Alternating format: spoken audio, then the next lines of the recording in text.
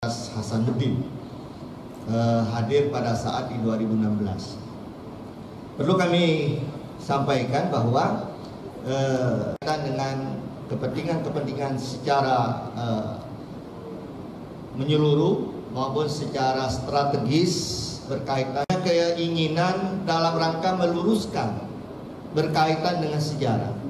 Kenapa ada kepedulian juga yang membuat atau melukis terhadap simbol negara. Beberapa waktu yang lalu terjadi perkembangan, tapi kalau kita baca secara pidana bagaimana kajiannya, karena kami pada waktu seminar yang lalu, Prof. Hamdi Hamzah mengatakan secara bersalah di situ. Tetapi secara politis beliau dihukum karena pernah ada. Kalau yang kita kaji itu di tahun sebelum 45 Sultan Hamid namanya ada ke Surabaya kemana? 45 Sultan Hamid II. Bapak Ibu hadirin sekalian, ya tentu ini perlu menjadi perhatian kita sehingga kedekatan harus tidak dikaitkan dengan hal-hal yang memberi stigma. Seseorang bicara itu sudah dianggap pengkhianat dan sebagainya. Ini harus menjadi secara bersama-sama, saudara sekalian. Saya kira bagaimana juga dulu Nasir juga di tempat ditahan, Hamka juga sempat ada konsekuensi yang harus kita lakukan. Yang perlu menjadi jelas kita, ini bisa apakah ini kesalahan secara politis atau memang kesalahan secara pidana. Ini yang Lambang Garuda itu adalah warisan tak benda secara nasional itu dari Kalimantan Barat. Nah, ini yang harusnya dipikirkan. Nah, kalau akhir-akhir ini digonjang-ganjingkan masalah ini itu, saya rasa secara yang jelas gagasan itu, pemikiran itu nggak boleh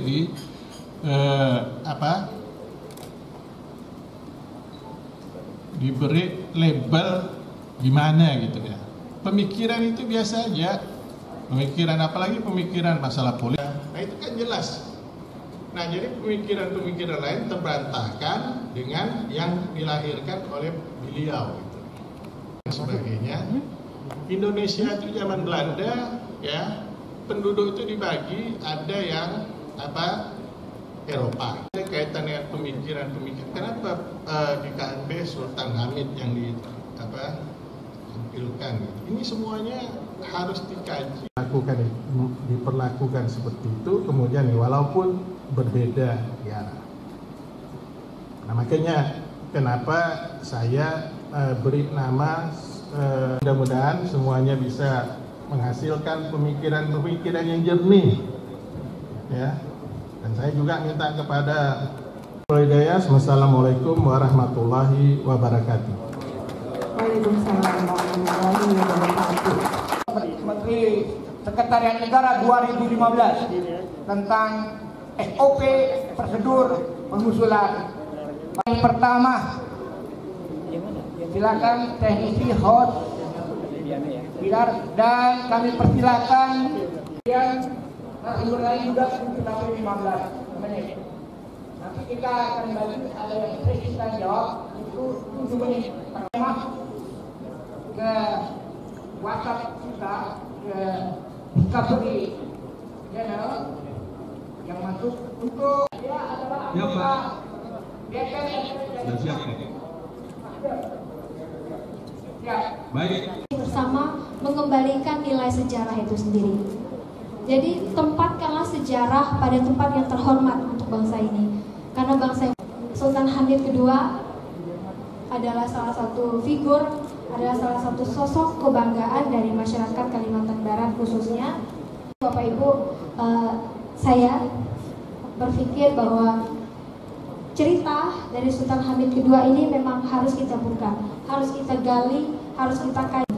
Sultan Hamid II sudah menggoreskan tinta sejarah lewat karya Garuda Pancasila yang kita jadikan simbol negara Indonesia. Dan apabila pada suatu saatnya nanti Sultan itu bukan pribadi sultannya sendiri yang mau, tetapi sejarah dan karya yang sudah mendahulunya untuk beliau bisa berhak mendapatkan gelar pahlawan nasional itu sendiri. Bapak Sultan Pontianak atau persoalan-persoalan yang pernah diucapkan oleh Westerling. Karena sesungguhnya Westerling kan harus dihadirkan. Tapi paling tidak sudah diwakili oleh sampaikan, karena saya nggak hafal kutipan-kutipan itu, tapi itu penting. Karena itu kutipan yang dikatakan tadi menjernihkan. Nah, oleh karena itu Sultan Hamid menyampaikan surat kepada Bung Karno, kemudian Bung Karno membalas sebagai sesuatu jasa-jasa Sultan Hamid ya. Nah, ya dari ya lanjut coba untuk menuju KMB. Nah, dari di dalam KMB yang paling penting dan itu sesungguhnya yang tidak pernah dipublikasikan ya. Karena kalau kita tahu di buku-buku sejarah bahwa KMB. Nah, persiapan KMB cukup lama, kira-kira 3 bulan. Nah, waktu 3 bulan itu Bung Hatta berangkat. Nah, ketika Bung Hatta berangkat, terus agak cukup sedikit bisa ya. Ya, ini jadi Bung Karno dulu di dalam pidatonya mengatakan bahwa dengan tentu kita sudah baca ya di prasaja juga masalah tersebut akan diajukan kepada Dewan Keamanan. Jika demikian hanya saya tidak tahu apa yang akan terjadi di Indonesia. Ya lanjut, itu kata melihat soal dinaikkan atau diturunkan, tapi ada makna sosiologis di situ bahwa mereka tidak maunya memasang lambang Bung Karno.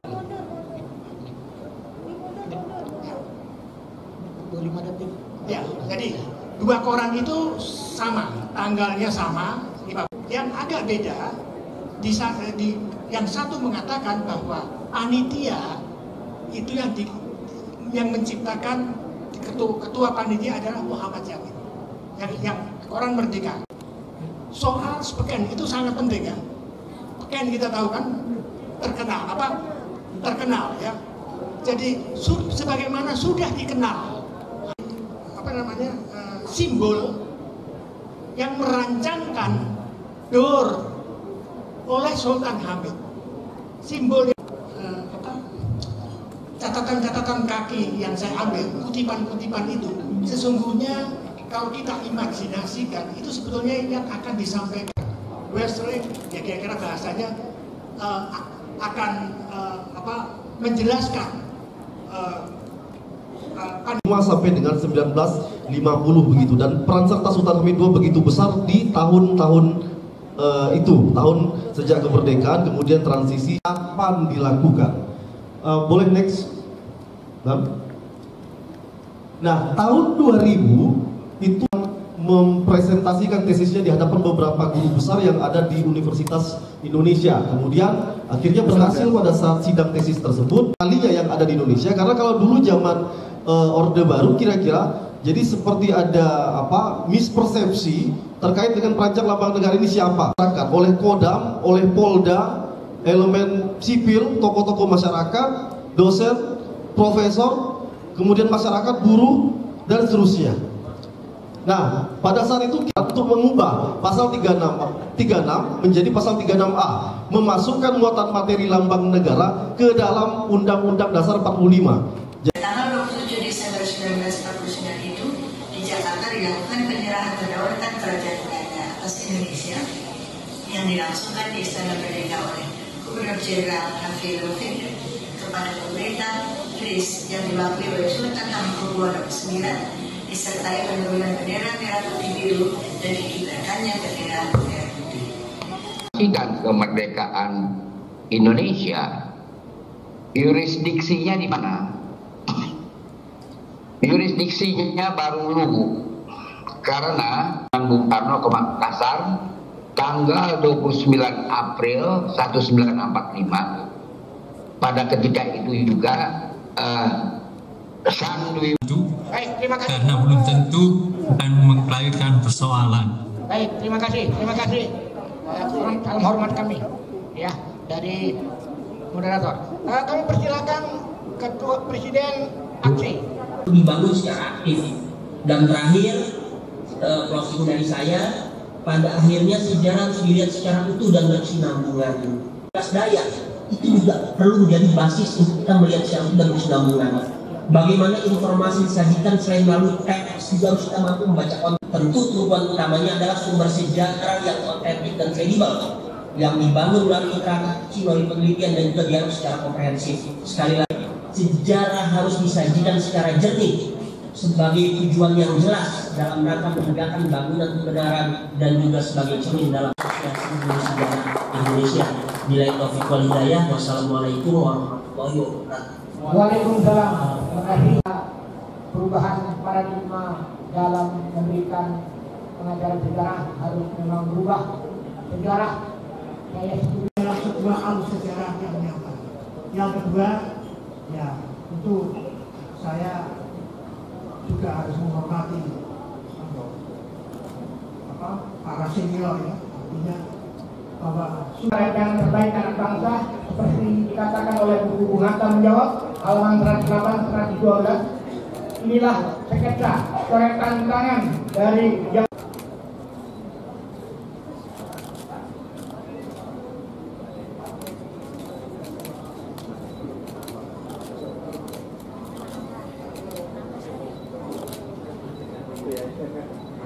ya, yang belum pernah lihat boleh. Saya. Ya.